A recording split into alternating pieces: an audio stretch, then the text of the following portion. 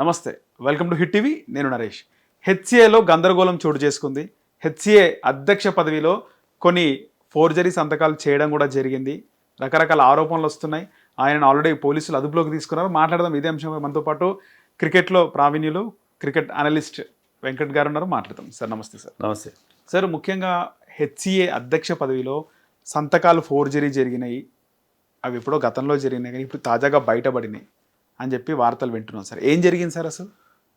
యాక్చువల్గా నరేష్, ఈ ఇన్సిడెంట్కి ముందు మనం బ్యాక్గ్రౌండ్ చెప్పుకోవాలి. రైట్. ఏంటంటే ఈసారి ఐపీఎల్ జరిగినప్పుడు ఈ అధ్యక్షుడు, ఐసీసీ అధ్యక్షుడు జగన్మోహన్ రావు కొన్ని ఎక్స్ట్రా పాస్లు అడిగాడు.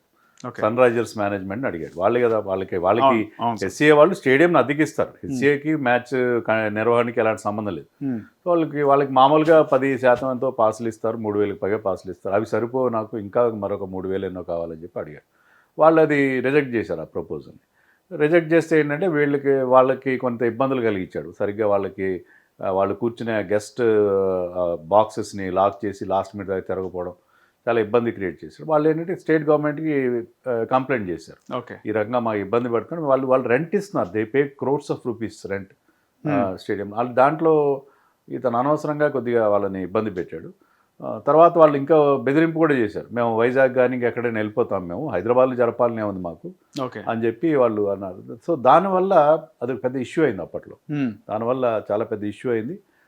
అప్పుడు చీఫ్ మినిస్టర్ రేవంత్ రెడ్డి గారు ఏం చేశారంటే ఒక విజిలెన్స్ కమిషన్ వేశారు. దీని మీద విజిలెన్స్ ఎంక్వైరీ వేశారు. కమిషన్ కాదు, విజిలెన్స్ ఎంక్వైరీ ఆర్డర్ చేశారు. విజిలెన్స్ వాళ్ళు ఒకసారి ఎంటర్ అయితే వాళ్ళు ఈ ఒక్క ఆస్పెక్ట్ కాదు అన్నీ చూస్తారు. రైట్. ఒకసారి వాళ్ళకి ఎంట్రీ దొరికిందంటే పోలీసులు ఎప్పుడైనా సరే మొత్తం తీగలాగితే డొంక కదిలినట్టు మొత్తం దాంట్లో అన్ని చాలా లూప్ హోల్స్ బయటపడ్డాయి. ఎందుకంటే హెచ్సిఏ అనేది ఒక పెద్ద అవినీతి కోపం మొదటి నుంచి కూడా. ఇప్పుడు జగన్మోహన్ రావు ఉన్నప్పుడే కాదు, అంతకుముందు అజరుద్దీన్ ప్రెసిడెంట్గా ఉండేవాడు. అంతకుముందు వేరే వాళ్ళు వివేక్ వెంకట స్వామి, ఎవరున్నా సరే, ఎవరు ప్రెసిడెంట్గా ఉన్నా, ఏ ప్యానల్ అధికారంలో ఉన్నా సరే, హెచ్సిఏలో ఎప్పుడు కూడా మీకు అవినీతి జరుగుతుంటుంది. తర్వాత పాలిటిక్స్ ఉంటాయి, బంధుప్రీతి ఉంటాయి, ఇలాంటి అన్ని సకల అవలక్షణాలు ఉంటాయి. ప్రతి రాష్ట్రంలో క్రికెట్ అసోసియేషన్ ఉంటుంది. కానీ బాగా నోటోరియస్, బాగా అవినీతి పేరుకుపోయిన సంఘాలు ఏంటంటే దాంట్లో మనకి ఢిల్లీ కనిపిస్తుంది, జమ్మూ కాశ్మీర్, గోవా, హైదరాబాద్ ఇలాంటి 3-4 అసోసియేషన్స్ చాలా నోటోరియస్ అయిపోయినాయి ఫర్ కరప్షన్. అలాంటి హెచ్సిఏలో ఇలాంటి వాళ్ళకి విజిలెన్స్ వాళ్ళకి ఎంక్వైరీకి అసలు అవకాశం ఇవ్వకూడదు. ఇచ్చి అనవసరంగా అతను కొరివితో తలగొక్కున్నట్టు అయింది. దాంతో అన్నీ బయటపడ్డాయి. అతనికి ఏంటంటే హీఈస్ నాట్ ఏ క్రికెట్తో ఆయనకి ఎలాంటి సంబంధం లేదు. ఆయనకి ఏదో స్కూళ్ళు నడుపుకుంటాడో లేకపోతే ఏదో మీడియా సంబంధించిన కొన్ని సంస్థలు ఉన్నాయి. అంతే తప్ప ఆయనకి క్రికెట్తో ఎలాంటి సంబంధం లేదు. ఆయన ఏం చేశాడంటే, ఇప్పుడు if you want to become HCA president, మీరు ఒక హెచ్సిఏకి అఫిలియేటెడ్ క్లబ్స్ ఉంటాయి. ఒక 217 క్లబ్స్ ఉన్నాయి. దాంట్లో ఏదో క్లబ్లో మీరు ఒక ఆఫీస్ బేరర్గా ఒక మెంబర్గా ఉండాలి. ఆయనకి ఎలాంటి మెంబర్షిప్ లేదు. దానికోసం ఏంటంటే అతను ఒక దొడ్డిదారిన ఒక క్లబ్, గౌలీపుర క్రికెట్ క్లబ్ అనే దాన్ని, తర్వాత దాంట్లో డిస్ప్యూట్ ఉంది మాజీ మంత్రి కృష్ణ యాదవ్కి వాళ్ళ సోదరుడు రాజేంద్ర యాదవ్కి. సో దాంట్లో అతను శ్రీచక్రాన్ని మీద పేరు మార్చారు. మొత్తం మీద ఏదో డాక్యుమెంట్స్ ఫోర్జరీ చేసి దాంట్లో ఈయన ఒక సభ్యుడిగా ఉన్నట్టుగా కృష్ణ యాదవ్ సంతకాన్ని ఫోర్జరీ చేశారు అంటున్నారు. ఎఫ్ఐఆర్ ప్రకారం, మన బయటకు వస్తున్న వార్త ప్రకారం మాజీ మంత్రి కృష్ణ యాదవ్ సంతకాన్ని ఫోర్జరీ చేసి ఇతను దాంట్లో ఒక తనకి సభ్యత్వం ఉంది, తనకి ఆఫీస్ బేరర్గా ఉన్నాడని చెప్పి ఒక నకిలీ పత్రాలు సృష్టించి అతను ఇప్పుడు దీంట్లోకి వచ్చి అతను సెటిల్ అయ్యాడు, అధ్యక్షుడు అయిపోయాడు. కేవలం ఐ థింక్ ఈ వన్ బై జస్ట్ 1 vote, చాలా న్యారోయెస్ట్ ఆఫ్ మార్జిన్స్తో గెలిచి అధ్యక్షుడు అయ్యాడు. సో ఇప్పుడు అవన్నీ బయటపడ్డాయి. అవే కాకుండా చాలా అవినీతి ఆరోపణలు. ఫర్ ఎగ్జాంపుల్, వాళ్ళు ఒక ₹1 కోటి పెట్టి ఒక 1000 క్రికెట్ బాల్స్ కొన్నారు. ఓకే, 1100 క్రికెట్ బాల్స్ కొన్నారు. 1300 క్రికెట్ బాల్స్ కొన్నారు. ₹1 కోటి అవుతాయి సార్? అంటే క్రికెట్ బాల్ కాస్ట్లీ ఉంటాయి. మంచి మీరు ఎస్జీ లాంటివి ఇండియాలో తయారయ్యే బెస్ట్ బాల్స్ అంటే ఎస్జీ బాల్స్ మీరట్లో ఉంచి కొంటారు. మీరు అది 4-5 వేలలో వస్తుంది. కానీ మీరు ఇంత బల్క్లో ఇంత ₹1 కోటి పెట్టి కొంటున్నప్పుడు మీరు ఏంటంటే అక్కడికి వెళ్తారు. మీరు మీరట్ వెళ్ళి వాళ్ళతో బార్గెన్ చేసి, మీకు బల్క్లో కొన్నప్పుడు ఒక రేట్ వస్తుంది, మీరు రీటైల్లో కొన్నప్పుడు ఒక రేట్ వస్తుంది. అలాంటి అంత బల్క్ పర్చేజ్ చేసినప్పుడు మీకు దాంట్లో సగానికి సగం రేట్ వస్తుంది. అలా కాకుండా వీళ్ళు చెప్పిన లెక్క ప్రకారం చూస్తే, నా లెక్క ప్రకారం 7,000-8,000 బాల్ అంత కాస్ట్లీ ఉండదు. సరే, బాల్స్ కొన్నట్టు ఉన్నది, కానీ అవి పేపర్ మీద ఉంది. అది యాక్చువల్గా ఆ బాల్స్ రిసీవ్ చేసుకున్నట్టుగా వీళ్ళ దగ్గర ఇన్వెంటరీ లేదు. ఓకే. ఇలాంటివి చాలా ఆరోపణలు ఉన్నాయి. తర్వాత వీళ్ళు ఇచ్చే ప్లంబింగ్ కాంట్రాక్ట్స్ గురించి కానీ, లేకపోతే మీరు క్యాటరింగ్ మ్యాచ్ జరిగినప్పుడు మీరు క్యాటరింగ్ ఇస్తారు. అంటే అక్కడ ఫుడ్ సప్లై మీడియాకి కానీ లేకపోతే గెస్ట్లకు కానీ ఫుడ్ సప్లైకి క్యాటరింగ్ ఇస్తారు. దాంట్లో కూడా మీరు తక్కువ కోట్ చేసిన వాళ్ళకి టెండర్ సిస్టమ్ ఉంటుంది. తక్కువ కోట్ చేసిన వాళ్ళకి ఇవ్వాలి, ఎక్కువ కోట్ చేసిన వాళ్ళకి ఇవ్వకూడదు. తక్కువ కోట్ చేసిన వాళ్ళకి ఇవ్వాలి. కానీ హయ్యెస్ట్ టెండర్ వేసిన వాళ్ళకి ఇచ్చారు. ఇంకా రకరకాలు కొన్నిసార్లు ఆ టెండర్ ప్రాసెస్నే ఫాలో కాలేదు. ఇలాంటివి అంటే హెచ్సిఏలో ఎక్కడైనా కూడా బోల్డంత అవినీతి ఉంటుంది. ఎందుకంటే వీళ్ళు వచ్చేటప్పుడే డబ్బులు ఖర్చు పెట్టుకుని వస్తారు.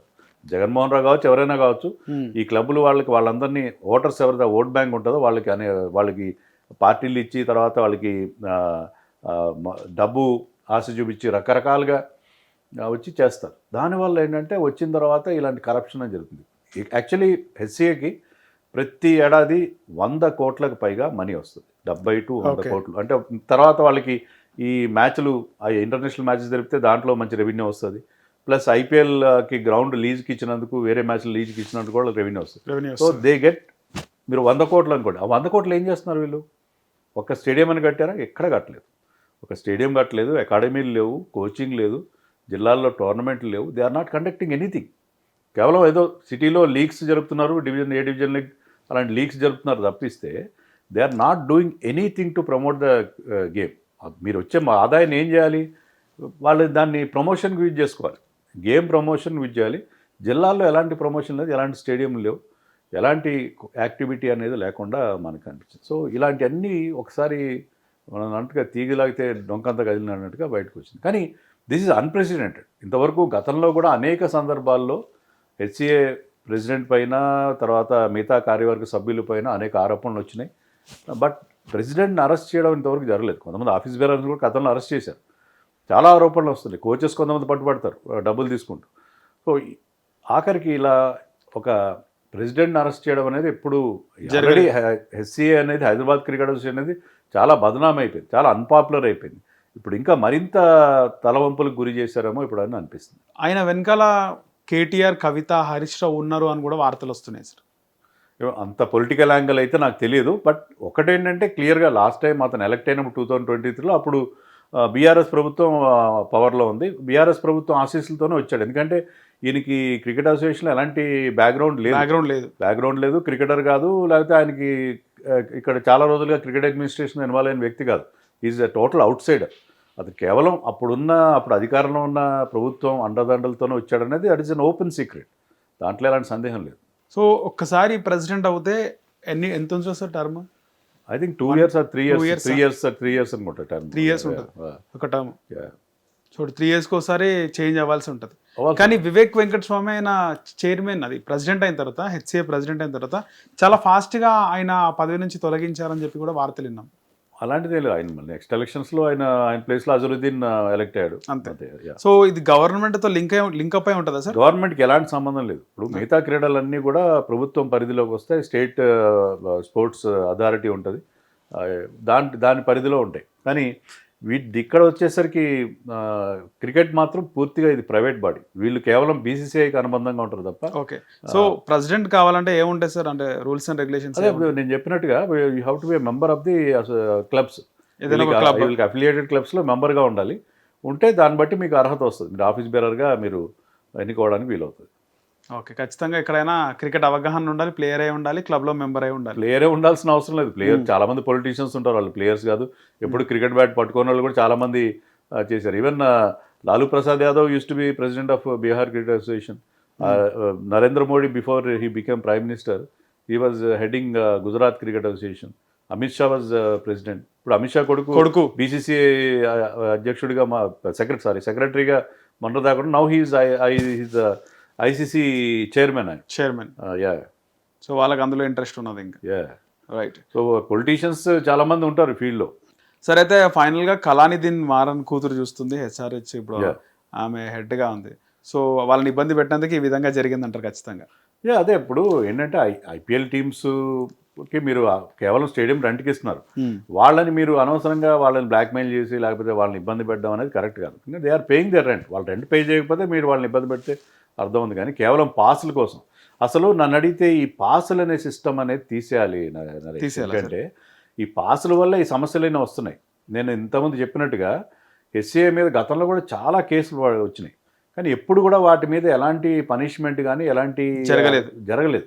ఎందుకు జరగదంటే ఇప్పుడు పోలీస్ శాఖ కానీ మిగతా ప్రభుత్వ శాఖలు కానీ రాజకీయ నాయకులు కానీ సెలబ్రిటీస్ కానీ వీళ్ళందరూ హెచ్సిఏతో మంచి రిలేషన్స్ మెయింటైన్ చేస్తారు. హెచ్సిఏ ప్రెసిడెంట్తో కానీ అక్కడ ఉండే ఆఫీస్ బేరర్స్తో కానీ వీళ్ళందరూ ఎందుకు మెయింటైన్ చేస్తారు?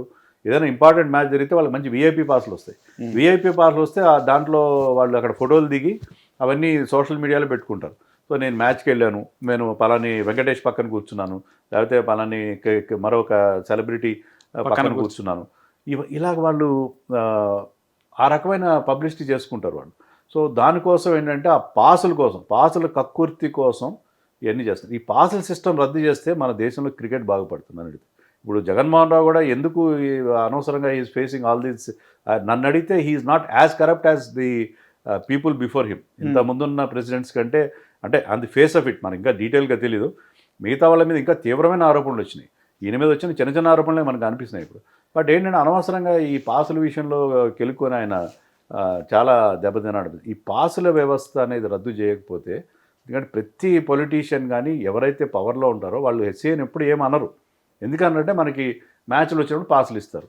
ఇప్పుడు మీరు ఒక ఎమ్మెల్యే అనుకోండి, మిమ్మల్ని మీ అనుచరులు వచ్చి అడుగుతారు, సార్ మ్యాచ్ జరుగుతున్న ఒక పాసులు ఇప్పించండి మా అబ్బాయి వెళ్తాడని చెప్పి. సో ఎమ్మెల్యే తన పలుకుబడి ఇన్ఫ్లుయెన్స్ చూపించాలంటే పాసులు అతని చేతికి రావాలి. పాసులు రావాలంటే ఈ should have connection in HCA. So ఈ రకమైన ఒక చెత్త వ్యవస్థ ఉంది. పాసుల సిస్టమ్ పూర్తిగా రద్దు చేసేస్తే మనకి గొడవ ఉండదు. మీరు పాసులు ఎవరికి ఇవ్వాలి? ఎవరైతే యంగ్ క్రికెటర్స్ ఉంటారో, జూనియర్ లెవెల్లో ఆడుతున్నారో వాళ్ళకి ఇవ్వండి. వాళ్ళు మ్యాచ్లు చూసి ఫేవరెట్ క్రికెటర్స్ ఆడుతున్నారు, విరాట్ కోహ్లీ ఆడుతున్నాడు, లేకపోతే శుభ్మన్ గిల్ ఆడుతున్నారు, వాళ్ళని చూసి వాళ్ళు నేర్చుకుంటారు. అలాగే పాత క్రికెటర్స్ ఎవరైతే ఆల్రెడీ హెచ్సిఏ తరఫున ఆడారో, హైదరాబాద్ క్రికెటర్ వాళ్ళకి ఇవ్వండి, ఎందుకంటే వాళ్ళు దే ప్లేడ్ క్రికెట్ ఫర్. కానీ ఈ పొలిటీషియన్స్కి సెలబ్రిటీస్కి పాసులు ఇచ్చేసి మీరు దాని ద్వారా హెచ్సిఏలో ప్రెసిడెంట్ బోర్డు పలుకుబడి వస్తుంది, దాని ద్వారా వాడు వేరే పనులు కూడా చేయించుకుంటారు. సో ఇలాంటి వ్యవస్థ, ఈ పాసుల వ్యవస్థను రద్దు చేయకపోతే మనకి అన్ని ప్రమాదాలు ఉంటాయి. So coming to test match sir, third test match కూడా స్టార్ట్ అయింది. డే 3 ఆల్రెడీ ఈరోజు బుమ్రా 5 వికెట్స్ తీయడం జరిగింది sir. Test match Bumrah 5 wickets తీశాడు, రాహుల్ చాలా మంచి బ్యాటింగ్ చేశాడు. బట్ అపార్ట్ ఫ్రమ్ దట్ మనం టెస్ట్ మ్యాచ్లో కాస్త వెనకబడ్డామని చెప్పాలి. ఎందుకంటే వాళ్ళు టాస్ గెలిచి ముందుగా వాళ్ళు బ్యాటింగ్ చేశారు, పెద్ద స్కోర్ చేశారు. వాళ్ళు 387 చేశారు. ఇట్స్ ఏ గుడ్ స్కోర్ ఆ పిచ్ పైన. తర్వాత మనం 3 వికెట్లు తీశారు, వాళ్ళు 3 వికెట్లు తీశారు. 120 మనం స్కోర్ కూడా 147 ఎంతో ఉంది. ఇంకా 242 రన్స్ వెనకబడి ఉన్నారు మన టీం. సో డెఫినెట్లీ కాస్త ఈ మ్యాచ్లో వాళ్ళదే ఇప్పుడు పై చేయిగా ఉంది. బట్ థర్డ్ డే రోజున మన టీం మంచి బ్యాటింగ్ చేయాలి, వాళ్ళు అప్పుడు రికవర్ కావాలి. సో మళ్ళీ మంచి పార్ట్నర్షిప్స్ కావాలి. వాళ్ళకి లీడ్ రాకుండా ఫస్ట్ ఇన్నింగ్స్లో లీడ్ సంపాదించే ప్రయత్నం. లీడ్ రావాలంటే కనీసం ఇంకా 300-350 రన్స్ చేయాలి. అదంత ఈజీ అయ్యే పరిస్థితి ఏం కాదు. సార్ మొన్నటి వరకు నితీష్ కుమార్ బాగా ఆడట్లేదు అని ఆయన ట్రోల్స్కి కూడా గురైండు. తాజాగా చూసుకుంటే బాగా వికెట్లు తీసి ఒకే ఓవర్లో 2 వికెట్స్ తీయడం జరిగింది. ఎట్లుందంటారు సార్ నితీష్ కుమార్ పర్ఫార్మెన్స్? చాలా బాగుంది, ఈ బౌల్డ్ బ్యూటిఫుల్లీ. అంటే నితీష్ కుమార్ రెడ్డి మీద అనవసరంగా ట్రోల్ చేస్తున్నాం. ఆస్ట్రేలియాలో చాలా బాగా ఆడాడు. మన పెర్త్ టెస్ట్లో గెలిచినప్పుడు ఈ was the top scorer. So అక్కడ లో స్కోరింగ్ మ్యాచ్లో అతను ఫస్ట్ టైం టెస్ట్ మ్యాచ్ ఆడుతూ డెబ్యూలో బ్రహ్మాండంగా ఆడాడు. మెల్బోర్న్లో సెంచరీ చేశాడు. మిగతా మ్యాచ్లో కూడా 30s 20s కంట్రిబ్యూట్ చేశాడు. సో అతను ఫస్ట్ సిరీస్లోనే చాలా మంచి పర్ఫార్మెన్స్ ఇచ్చాడు. ఐపీఎల్లో ఫెయిల్ అయ్యాడు అని చెప్పి Nitish Kumar Reddy waste. And second test మ్యాచ్లో అతను అవకాశం ఇచ్చారు, దాంట్లో అతను బ్యాటింగ్ సరిగ్గా చేయలేకపోయాడు, బౌలింగ్ ఎక్కువగా ఇవ్వాలి. నితీష్ కుమార్ రెడ్డిని తీసేయాలి, అతను యూజ్లెస్ అని రకరకాల మనవాళ్ళు తొందరగా జడ్జ్ చేస్తారు ప్లేయర్ని. ఆల్రెడీ అతను ప్రూవ్ చేసుకున్నాడు. ఇండియా తరఫున ఆడినప్పుడు వైట్ బాల్ క్రికెట్లో కానీ రెడ్ బాల్ క్రికెట్లో ప్రూవ్ చేస్తున్నాడు. ఇది వెరీ గుడ్ క్రికెటర్, మంచి అప్కమింగ్ క్రికెటర్. ఇలా అతను ఎప్పుడైతే బౌలింగ్ కూడా చేయగలుగుతున్నాడో, మంచి బౌలింగ్ చేయగలుగుతున్నాడో ఇండియాకి అది పెద్ద ప్లస్ అవుతుంది. ఎందుకంటే మీరు 3 ఫాస్ట్ బౌలర్స్ని ఆడించుకుని తను ఫోర్త్ సీమర్గా వాడుకోవచ్చు. దానివల్ల మీకు బ్యాటింగ్లో డెప్త్ వస్తుంది, మీకు ఒక బౌలింగ్ ఆప్షన్ క్రియేట్ అవుతుంది. సో నితీష్ కుమార్ రెడ్డిని ప్రాపర్గా గ్రూమ్ చేసి అతను బౌలింగ్ని ఇంప్రూవ్ చేస్తే మీకు మంచి ఆల్రౌండర్గా తయారయ్యే పొటెన్షియల్. అతను youngster and is a very good fielder also. Batting బౌలింగ్తో పాటు ఫీల్డింగ్ కూడా చాలా బాగా చేస్తారు. చాలా చిన్న వయసు, అతను 22-23 ఏళ్ళు అనుకుంటా బహుశా. సో అంత చిన్న వయసులో అతను ఇంత బాగా ఆడుతున్నాడు, ఇంత మెచ్యూర్డ్గా ఆడుతున్నాడంటే మనం ఎంకరేజ్ చేయాల్సిన పోయి అతను ట్రోల్ చేయాల్సిన అవసరం ఉంది. ఇప్పుడు ప్రాబ్లం ఏంటంటే మన తెలుగు రాష్ట్రాల్లో పర్టికులర్గా మనకి ఆడేది తక్కువ. హైదరాబాద్ క్రికెట్ వచ్చిన పరిస్థితి చూసాం మనం. ఉన్న టాలెంట్ కూడా తొక్కేస్తున్నారు ఇక్కడ. సో అక్కడ అలాంటి రాక ఒక ప్లేయర్కి అవకాశం వస్తే దాన్ని మీరు సపోర్ట్ చేయాలి. కానీ మీరు ఎంతో చాలా బ్రాడ్ మైండెడ్గా ఆలోచించి మన ప్లేయర్ అయినా పక్కన పెట్టేయండి, మన ప్లేయర్ అయినా మేము తిడతామంటే కరెక్ట్ కాదు. మీ ప్లేయర్ మీరు సపోర్ట్ చేయండి. అది మిగతా రాష్ట్రాల్లో చేయరు. తమిళనాడులో ఎవరు వాళ్ళ ప్లేయర్స్ని క్రిటిక్ చేయరు, కర్ణాటకలో చేయరు, ఇంకా వేరే రాష్ట్రాల్లో కూడా చేయరు. మీ ప్లేయర్ దగ్గర సపోర్ట్ చేయండి. మన దగ్గర అంత బ్రాడ్ మైండెడ్నెస్ అవసరం లేదు. మీరు పూర్తిగా అవుట్ రైట్గా సపోర్ట్ చేయమని అనట్లేదు. బట్ వాళ్ళ ఫెయిల్యూర్స్ని కాస్త సహించండి. Have some patience, have some tolerance. అలా కాకుండా ఒక్క ఫెయిల్యూర్, ఒక్క మ్యాచ్లో ఫెయిల్ అయితే క్రికెట్లో ఆ హెచ్చు తగ్గులు అనేవి చాలా కామన్. అనవసరంగా నితీష్ కుమార్ రెడ్డిని ఆరిపోసుకుంటాను, అనవసరంగా ట్రోల్ చేస్తున్నాను నాకు అనిపిస్తుంది. Right sir. Gautam Gambhir press కాన్ఫరెన్స్లో మాట్లాడుతుంటే గౌతమ్ గంభీర్ని ఒక మీడియా వాళ్ళు అడిగి, మీరు ఎందుకు కరుణ్ నాయర్ బాగా పర్ఫార్మెన్స్ చేయకపోయినా కూడా మీరు ఆయనని ఆడనిస్తున్నారు అంటే, మీరు కేవలం ఆయన బ్యాటింగ్ చూస్తున్నారు, ఆయన ఫీల్డింగ్ ఏ విధంగా ఉంది, ఆయన ఒక క్యాచ్ కూడా ఇప్పటివరకు మిస్ అవ్వలేదని చెప్పేసి గౌతమ్ గంభీర్ చెప్పింది. ఏమంటారు సార్ దీనిపైన? అంటే కేవలం క్యాచింగ్ కోసం అతను పెట్టారని అనుకోను నేను. బట్ నిజం ఆయన చెప్పి నిజం. ఫస్ట్ స్లిప్లో మనకి ఇటీవల కాలంలో ఏంటంటే క్యాచ్లు వదిలేసిన స్లిప్ ఫీల్డర్స్ లేరు. రోహిత్ లాంటి ఫీల్డర్ కానీ, Ajinkya Rahane, they all use to be very good slip fielders. ఇప్పుడు మన కొత్త టీం ట్రాన్సిషన్లో ఉన్నాం. మన స్లిప్స్లో ముఖ్యంగా ఫస్ట్ స్లిప్లో మంచి ఫీల్డర్ ఉండాలి. సో అతను స్లిప్ ఫీల్డింగ్ బాగా చేస్తున్నాడు, ప్లస్ బ్యాటింగ్ కూడా బాగా చేస్తున్నాడు. అతను వచ్చిన 20s 30s పెద్దగా కన్వర్ట్ చేసి ఉండకపోవచ్చు, అండ్ థర్డ్ టెస్ట్లో కూడా 40 చేశాడు. బట్ ఏంటంటే న్యూ బాల్ని ముఖ్యంగా first spells like Jofra Archer కానీ, క్రిస్ వోక్స్ కానీ, వాళ్ళ స్పెల్స్ని సీ ఆఫ్ చేయడం, వాళ్ళ స్పెల్స్ని దాటుకోవడం అనేది చాలా ముఖ్యం. సో ఒక 20 ఓవర్ల పాటు మీకు టాప్ 3 కనుక ఆడితే, టాప్ ఆర్డర్ కనుక 20 ఓవర్లకు ఆడితే తర్వాత వచ్చే బ్యాట్స్మెన్కి ఈజీ అవుతుంది. సో అతను పెద్ద స్కోర్ చేయకపోయినా అతను ఇచ్చిన రోల్ అతను స్టే అవుతున్నాడు, ఖచ్చితంగా సాలిడ్గా బ్యాటింగ్ చేస్తున్నాడు. So that way I think అతను కేవలం 100s కొట్టిన వాళ్ళు, 50s కొట్టిన వాళ్ళే కాదు, కొన్నిసార్లు స్మాల్ కంట్రిబ్యూషన్ కూడా చాలా ముఖ్యం అవుతాయి. So Karun Nair has not done badly. ఇప్పుడు ఒక్కటేంటంటే ఆ స్కోర్ని కన్వర్ట్ చేసి ఒక పెద్ద నాక్గా చేయాలి. ఆ ఎబిలిటీ అతనికి ఉంది. ఎందుకంటే అతను ఆల్రెడీ టెస్ట్ మ్యాచ్లో ఒక ట్రిపుల్ సెంచరీ చేసిన batsmen. So Virender Sehwag and Karun Nair మాత్రం ఇండియా తరఫున ట్రిపుల్ సెంచరీస్ చేశారు టెస్ట్ మ్యాచ్లో. సో అలాంటి ప్లేయర్ ఆ 20s 30స్ని, ఆ 40స్ని కన్వర్ట్ చేసి బిగ్ నాక్స్ చేయాల్సిన అవసరం ఉంది. అది మినహాయిస్తే I have no complaints against Karun Nair. I fully agree with Gautam Gambhir. Sir నిన్న ఒక వీడియో బాగా వైరల్ అయింది సార్ సోషల్ మీడియాలో. నితీష్ కుమార్ బౌలింగ్ వేస్తుంటే కెప్టెన్ గిల్ బాగుందిరా మామ అని వెనుక నుంచి అనడం జరిగింది. అది బాగా వైరల్ అయింది సార్ వీడియో. అవునంటే ఈ క్రికెటర్స్ ఏంటంటే వాళ్ళకి అన్ని ప్రాంతాల నుంచి వస్తారు. వాళ్ళు డైలాగ్స్, ఇప్పుడు పుష్ప అది ఎంత తగ్గేదేలే అనేది ఎంత పాపులర్ అయిందో, అలాగే వాళ్ళు కూడా ఏంటంటే మిగతా వాళ్ళు డొమెస్టిక్ మ్యాచ్లు ఆడినప్పుడు వాళ్ళకి అన్ని రాష్ట్రాలు ఆడతారు, వాళ్ళు get exposure, they pickup languages, కొన్ని మాటలు, కొన్ని ముఖ్యంగా ఈ బూతులు అవి కూడా నేర్చుకోవాలి వాళ్ళు, ఎందుకంటే అలాంటి వాళ్ళ మీద ప్రయోగిస్తుంటారు కాబట్టి. So they try to learn the languages ముఖ్యంగా ఇండియాలో. సో అనేది వైరల్ అయింది. That's good thing. వాళ్ళు అది గిల్ అని ఉండొచ్చు, మరొక రౌండ్ అని ఉండొచ్చు. బట్ అదే నేను అనేది అదే, మన తెలుగు అక్కడ వినిపిస్తుందంటే మన తెలుగు ప్లేయర్స్ ఆడుతున్నప్పుడు try to encourage them. Right. అదే మనం చేయాల్సింది. మన తెలుగు అక్కడ వినిపించడానికి కారణం ఏంటి? బికాజ్ నితీష్ కుమార్ రెడ్డి ఉన్నాడు కాబట్టి. సో అలాంటి ఒక తెలుగు ప్లేయర్కి మనం సపోర్ట్ చేయాలి. సార్ మనం గమనిస్తే ఒకప్పుడు నార్త్ వాళ్ళదే ఎక్కువగా ఉంటుండే, అంటే మన తెలుగు అంటే అసలు ఎక్కువగా గుర్తింపు అనేది లేదు చాలా సంవత్సరాల క్రితం. ఇప్పుడు రీసెంట్గా చూసుకుంటే మన సినిమాలే ఇండియా లెవెల్లో రికార్డు బ్రేకింగ్ ఉన్నాయి, పాన్ ఇండియా లెవెల్లో తెలుగు పైన ఫోకస్ ఎక్కువ. ఈవెన్ బాలీవుడ్ స్టార్స్ కూడా తెలుగు వాళ్ళ కోసం, ప్రభాస్ కోసం, ఎన్టీఆర్ కోసం ఇలా మాట్లాడుతున్నారు ఎప్పుడు చూసినా కూడా. రీసెంట్గా రామ్ చరణ్ కోసం కూడా షారుఖ్ ఖాన్, సల్మాన్ ఖాన్ ట్వీట్ చేయడం జరిగింది సినిమా విషయంలో. ఇలా మన తెలుగుకి మంచి గుర్తింపు వచ్చింది సార్ నేషనల్ వైడ్గా. ఇలాంటి ఈ టైంలో ఏ ప్లేయర్స్ అయినా కూడా తెలుగు నేర్చుకోవడానికి ఇష్టపడతారంటారా? ఏ లాంగ్వేజ్ ప్లేయర్స్ అయినా కూడా? అంటే ఇప్పుడు తెలుగు మన సినిమాల ద్వారా మన సంస్కృతి కూడా అందరికీ తెలుసుకునే అవకాశం. ఇప్పుడు పుష్పాలో చూపించిన అక్కడ జాతరలు, గంగమ్మ జాతరలు అవన్నీ కూడా అవన్నీ మొత్తానికి వెళ్తున్నాయి. సో పాన్ ఇండియా ఇన్ఫ్లుయెన్స్ మన మీద ఖచ్చితంగా పడుతుంది. అలాగే మన ప్లేయర్స్ కూడా ఎమర్జ్ కావాలి. ఇప్పుడు ఎస్సీఏ లాంటి చోట్ల కానీ, ఆంధ్ర క్రికెటర్స్ పాలిటిక్స్ లేకపోతే నితీష్ కుమార్ రెడ్డి లాంటి వాళ్ళు ఒక 6 మంది వచ్చే అవకాశం ఉంటుంది. పాలిటిక్స్ లేకపోతే ఈ మనీ పవర్ లేకుండా ఉంటే చాలామంది టాలెంటెడ్ ప్లేయర్స్ని వాళ్ళ ప్రతిభని మొగ్గలోని తుంచేస్తున్నారు బికాస్ ఆఫ్ దిస్ పాలిటిక్స్. అవి లేకపోతే ఇంకా మంచి ప్లేయర్స్ వచ్చే అవకాశం కూడా ఉంటుంది.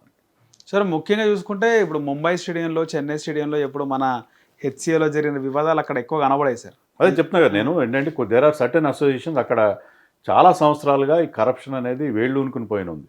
మనకి అది ఢిల్లీలో కనిపిస్తుంది, జమ్మూ కాశ్మీర్, గోవా అండ్ హైదరాబాద్ ఇలాంటి చోట్ల. అందుకనే అక్కడ మొత్తం సిస్టమ్ని మార్చాలి. మొత్తం సిస్టమ్ని మార్చి ఇప్పుడున్న సెటప్ని కంప్లీట్గా మార్చి ఈ క్లబ్స్ డామినేషన్ తగ్గించి మీరు వేరే రకంగా మెంబర్షిప్ ఇస్తే అప్పుడు పరిస్థితి మారే అవకాశం ఉంది. అలా కాకుండా ఇప్పుడున్న ఇదే సెటప్ని కంటిన్యూ చేస్తే మీరు పైన జగన్మోహన్ రావు ప్లేస్లో మరొక అధ్యక్షుడు రావచ్చు, కానీ సిస్టమ్ ఏమీ మారదు. సిస్టంలో ఉన్న ఆ జాడ్యాలన్నీ అలాగే ఉంటాయి. ఆ నెపోటిజం అలాగే ఉంటుంది, ఆ కరప్షన్ అలాగే ఉంటుంది, and politics involvement of politicians అలాగే ఉంటుంది. సార్ చాలామంది టాలెంటెడ్ ప్లేయర్స్ ఉన్నారు సార్ మన తెలుగు వాళ్ళే. అలాంటి వాళ్ళు ఇండియాకి ఆడలేకపోతున్నారు అంటే కారణం ఇలాంటి హెచ్సిఏ వల్లనే. అంతే మరి. మీకు ఇక్కడ హెచ్సిఏలో వచ్చిన ప్రధాన కంప్లైంట్ ఏంటంటే మీరు పలానా మ్యాచ్ ఆడాలంటే డబ్బులు కట్టాలి. కౌంటర్లో ఇప్పుడు సినిమా హాల్కి వెళ్తే టికెట్ కొనుక్కుని సినిమా చూసినట్టు మీరు మ్యాచ్ ఆడాలంటే మీరు డబ్బులు పే చేయాలి. రంజీ మ్యాచ్ ఆడాలంటే ఇన్ని లక్షలు కట్టాలి, ఖచ్చితంగా. జూనియర్ స్థాయిలో ఆడాలంటే ఇన్ని లక్షలు కట్టాలి, లీగ్లో ఆడాలంటే ఇన్ని డబ్బులు కట్టాలి. ఈ రకమైన ఒక సిస్టమ్ అక్కడ నడుస్తుంది. That is an open secret. మీరు any cricketer, any young cricketer ఎవరైతే ఇప్పుడు కోచింగ్ తీసుకుని హైదరాబాద్ తరఫున రిప్రజెంట్ చేయడానికి ప్రయత్నిస్తున్నారో వాళ్ళు ఎవరు అడిగినా, వాళ్ళ పేరెంట్స్ని అడిగినా వాళ్ళ ఆవేదనతో చెప్పే విషయం ఇది. మనీ పవర్ అక్కడ పనిచేస్తుంది. మనీ ఇవ్వకపోతే మాకు మా కొడుకు ఛాన్స్ రావట్లేదు, లేకపోతే మీరు పొలిటికల్గా ఇన్ఫ్లుయెన్షియల్ అయి ఉండాలి, లేకపోతే మీరు ఎవరైనా ఒక బడా పారిశ్రామికవేత్త లేకపోతే పెద్ద బ్యూరోక్రాట్ కొడుకే ఉండాలి, లేకపోతే మీకు there is no chance at all. మీరు ఉన్న పేర్లు చూడండి, వాళ్ళందరి బ్యాక్గ్రౌండ్ కానీ చెక్ చేస్తే, హైదరాబాద్ తరఫున రిప్రజెంట్ చేస్తున్న ప్లేయర్స్ బ్యాక్గ్రౌండ్ చూస్తే వాళ్ళందరి వెనకాల ఇలాంటి ప్రముఖులు ఉంటారు, లేకపోతే ఒక సమ్ రిచ్ బిజినెస్ పీపుల్ ఉంటారు. సార్ ఈసారి అంటే ఈ గొడవల కారణంగా మ్యాచ్లు ఉప్పల్లో ఉండే అవకాశం ఉండదు. మీరు అన్నట్టు వాళ్ళు వైజాగ్ కూడా వెళ్ళిపోతాం అన్నారు ఎస్ఆర్హెచ్ వాళ్ళు. అలా వెళ్ళిపోతే ఏం సార్ పరిస్థితి? ఇక్కడ ఉప్పల్ స్టేడియంలో ఉండే అంటారా? నెక్స్ట్ ఐపీఎల్కి ఇంకా చాలా టైం ఉంది. ఆల్రెడీ ఇండియాలో ఈ ఇయర్ జరగాల్సిన మ్యాచ్ షెడ్యూల్ ఉంది, దాంట్లో హైదరాబాద్ మ్యాచ్లు ఇవ్వలేదు. సో ఇప్పుడు పరిస్థితి చక్కబడుతుంది అనుకుందాం. ఇది నిజంగా ఒక విధంగా మంచిదే. యాక్చువల్గా నేను ఇందాక చెప్పినట్టుగా గతంలో కూడా ఆరోపణలు వచ్చినా ఇప్పుడు హెచ్సిఏ ప్రెసిడెంట్ అరెస్ట్ చేయలేదు. సో ఒకసారి అరెస్ట్ చేసి ఒకసారి ఇలాంటి పనిష్మెంట్ వస్తుంది, మాకు ఇలాంటి ప్రమాదం ఉందంటే ఆటోమేటిక్గా కరప్షన్ కొంత తగ్గుముఖం పట్టే అవకాశం ఉంది. కాస్త బెటర్గా హెచ్సిఏ ఎవరిని హెడ్ చేసినా, జగన్మోహన్ రావు కావచ్చు, మరొకరు రావచ్చు, ఎవరు వచ్చినా సరే, జగన్మోహన్ రావు ఎన్నిక చెల్లకపోతే మళ్ళీ they may have to elect a new president. So ఎవరు వచ్చినా సరే మీ సిస్టంలో మార్పు జరగాలి. తర్వాత ఇలాంటి టఫ్ డెసిషన్స్ తీసుకోవాలి. సో మీరు ఆర్థిక నేరాలు పాల్పడితే ఖచ్చితంగా పనిష్ చేస్తే ఆ భయంతోనైనా కొంతవరకు పరిస్థితి చక్కబడే అవకాశం ఉంటుంది. సార్ హెచ్సిఏలో కేవలం ఈ ఉప్పల్ స్టేడియం కాకుండా ఎన్ని స్టేడియంస్ ఉంటాయి సార్ మొత్తం? అంటే హైదరాబాద్ ఉప్పల్ స్టేడియం కూడా లీజ్ గ్రౌండ్లో కట్టారు. జిమ్ఖానా గ్రౌండ్ ఉంది, జిమ్ఖానా గ్రౌండ్ కూడా లీజ్లో ఉంది. అది యాక్చువల్గా డిఫెన్స్ వాళ్ళ ల్యాండ్. అవును సార్. వాళ్ళకి అక్కడ వాళ్ళు స్టేడియం కట్టుకోవడానికి లేదు, కేవలం వాళ్ళు సో అక్కడ కూడా వాళ్ళకి పర్మిషన్. అక్కడ ముగ్గురు శంకుస్థాపన చేశారు. ఒక దేశ ప్రధానమంత్రి, దేశ అధ్యక్షుడు, రాష్ట్రపతి శంకుస్థాపన చేశారు స్టేడియం కట్టడానికి. ప్రధానమంత్రి శంకుస్థాపన చేశారు, ముఖ్యమంత్రి శంకుస్థాపన. ఆ రాళ్ళు అలాగే పడున్నాయి తప్ప అక్కడ స్టేడియం కట్టడానికి ఇంతవరకు డిఫెన్స్ వాళ్ళ నుంచి పర్మిషన్ రాలేదు. అది డిఫెన్స్ ల్యాండ్ అది. సో అక్కడ స్టేడియం లేదు, కేవలం ఏంటంటే అక్కడ గ్రౌండ్ ఉంది, అక్కడ మ్యాచ్లు జరుగుతాయి. మీరు చూడాలంటే పక్కన నిలబడి చూడాలి, స్టాండ్స్ లేవు అక్కడ. తర్వాత ఉప్పల్ స్టేడియం కూడా లీజ్ గ్రౌండ్, అది గవర్నమెంట్ లీజ్ గ్రౌండ్, అక్కడ ఒక స్టేడియం ఉంది. ఇది మినహాయిస్తే వాళ్ళకి ఎలాంటి ప్రాపర్టీస్ లేవు. Lease ground sir. మీకు అలాగే మీకు వరంగల్లో కానీ, నిజామాబాద్లో కానీ, కరీంనగర్లో కానీ, మిగతా ఏ తెలంగాణ సిటీస్లో కానీ, పట్టణాల్లో కానీ గ్రౌండ్లు లేవు, స్టేడియంలు లేవు, ఏమి లేవు. They don't own anything. అదే చెప్తున్నా, ఎలాంటి ఇన్ఫ్రాస్ట్రక్చర్. అదే ఆంధ్రాలో అయితే మీకు 15 ఫస్ట్ క్లాస్ గ్రౌండ్స్ ఉన్నాయి. మీకు విజయవాడలో మ్యాచ్లు జరుగుతాయి, వైజాగ్లో జరుగుతాయి, మీకు అనంతపూర్లో ఈ మధ్య దులీప్ ట్రోఫీ మ్యాచ్లు జరిగినాయి, నెల్లూరులో జరిగినాయి, ఒంగోలులో, శ్రీకాకుళంలో కూడా మీకు రంజీ మ్యాచ్లు జరుగుతాయి. 15 దాకా ఉన్నాయి. 15 దాకా స్టేడియం. అంటే స్టేడియంలు అంటే మీకు టర్ఫ్ వికెట్ మీద ఆడతారు క్రికెట్.